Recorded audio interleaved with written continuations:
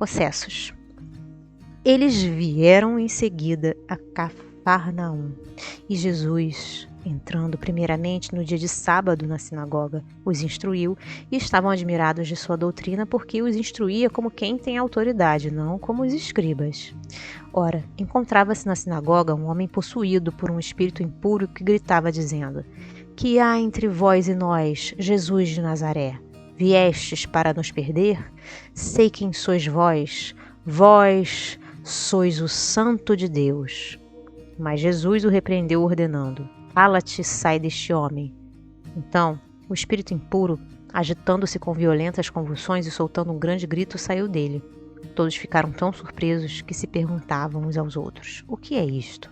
E qual é esta nova doutrina?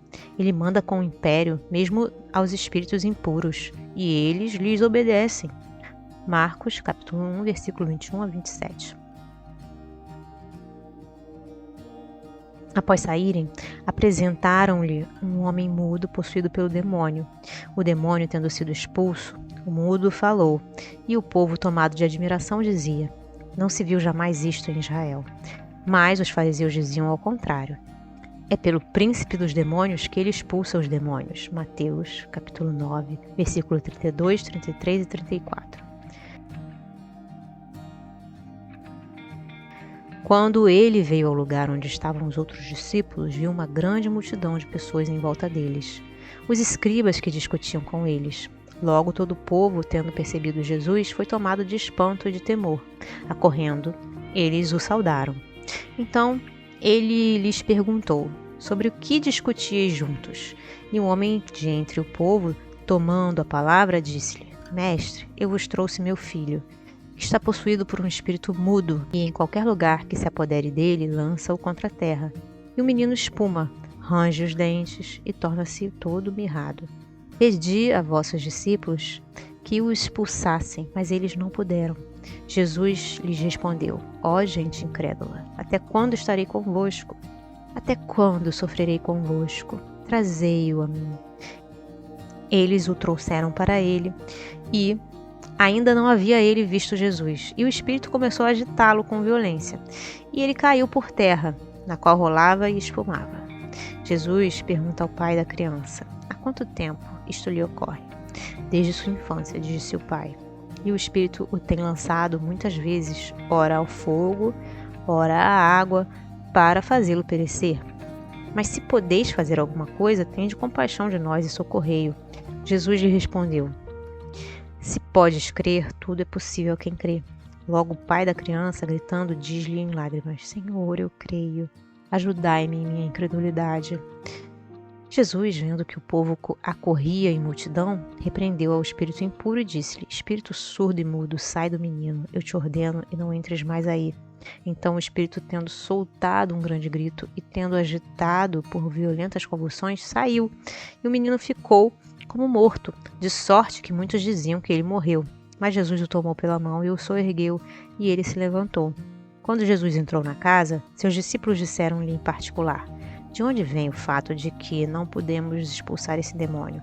Ele lhes respondeu: Essa espécie de demônios não pode ser expulsa por nenhum outro meio senão pela prece e pelo jejum. Marcos, capítulo 9, versículo 14 a 28.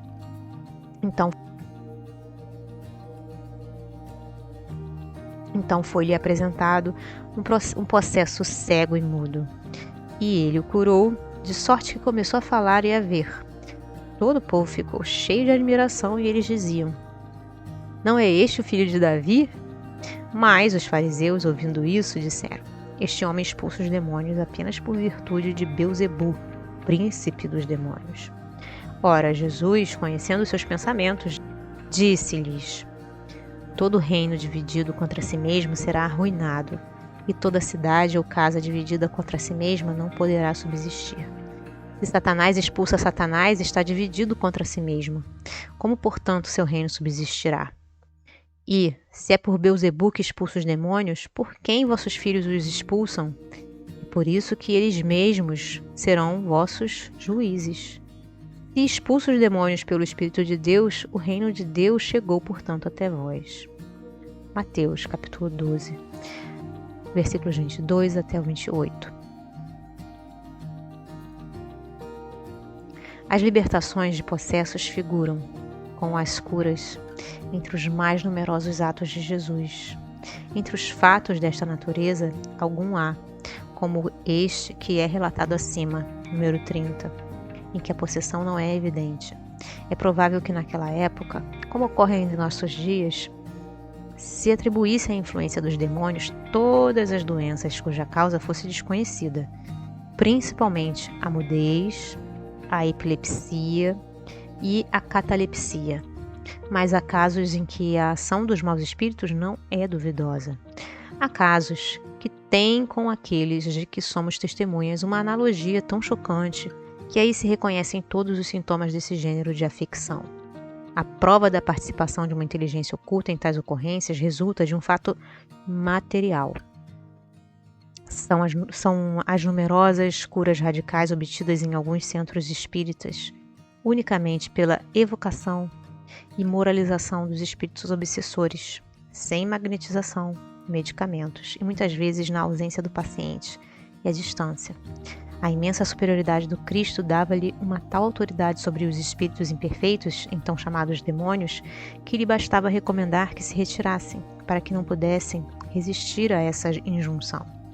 Capítulo 14, número 46. O fato de maus espíritos serem enviados aos corpos de porcos é contrário a toda probabilidade. Explicar-se-ia, aliás, dificilmente a presença de um tão numeroso rebanho de porcos em um país em que tinham horror a esse animal e que não o utilizava para alimentação. Um espírito mau não é menos um espírito humano, embora ainda tão imperfeito que continuava a praticar o mal após a morte, tal como o fazia antes, mas é contra as leis da natureza que ele pudesse animar o corpo de um animal. É necessário, portanto, ver nesse fato uma dessas amplificações comuns nos tempos de ignorância e de superstições, ou talvez uma alegoria para caracterizar as inclinações imundas de certos espíritos. Os obsedados e os possessos parecem ter sido muitos na Judéia, no tempo de Jesus, o que lhe dava ocasião de curar a muitos. Os maus espíritos tinham, sem dúvida, feito invasão nesse país e causado uma epidemia de possessões. Capítulo 14, número 49. Mesmo sem ser em estado epidêmico, as obsessões individuais são extremamente frequentes e apresentam-se sob aspectos variados, que um conhecimento aprofundado do espiritismo faz facilmente reconhecer. Elas podem muitas vezes ter consequências danosas à saúde, seja ao agravar as afecções orgânicas, seja ao causá-las. Elas serão incontestavelmente um dia classificadas entre as causas patológicas e requerem, por sua natureza especial, meios curativos especiais. O Espiritismo, ao fazer conhecer a causa do mal, abre um novo caminho à arte de curar e fornece à ciência o meio de ser bem-sucedida ali onde ela malogrou frequentemente, apenas por não atacar a causa primeira do mal. Ver o Livro dos Médiuns, capítulo 23. Jesus foi acusado pelos fariseus de expulsar os demônios por meio de demônios. O bem que ele fazia era, segundo eles, obra de Satanás, sem refletir que Satanás, expulsando a si mesmo, faria um ato de insensatez. É notável que os fariseus desse tempo pretendessem que toda a faculdade transcendente e, por esse motivo, reputada como sobrenatural, era a obra do demônio, visto que, segundo eles, o próprio Jesus recebia dele seu poder. É mais um ponto de similitude com a época atual, e essa doutrina é ainda aquela que a Igreja procura fazer prevalecer hoje contra as manifestações espíritas. E em nota ele diz o seguinte: nem todos os teólogos estão de acordo em professar opiniões tão absolutas sobre a doutrina demoníaca. Eis a de um eclesiástico de quem o clero não poderia contestar o valor. Encontra-se a seguinte passagem nas Conferências sobre a Religião, de Monsenhor Frei Sinos, bispo de Hermópolis, tomo 2, página 341, Paris, 1825. Se Jesus operou seus milagres pela virtude do demônio, o demônio teria, portanto, trabalhado para destruir seu império e pregaria seu poder contra si mesmo. Certamente, um demônio que procurasse destruir o reino do vício para estabelecer o da virtude seria um demônio estranho, Eis porque Jesus, para refutar a absurda acusação dos judeus, dizia-lhes: se opero prodígios em nome do demônio, o demônio está, portanto, dividido consigo mesmo. Ele procura, portanto, se destruir. Resposta que não sofrerá réplica. É precisamente o argumento que os espíritas opõem àqueles que atribuem ao demônio os bons conselhos que eles recebem dos espíritos. O demônio agiria como um ladrão profissional que devolveria tudo o que tinha roubado e engajaria outros ladrões a se tornarem pessoas honestas.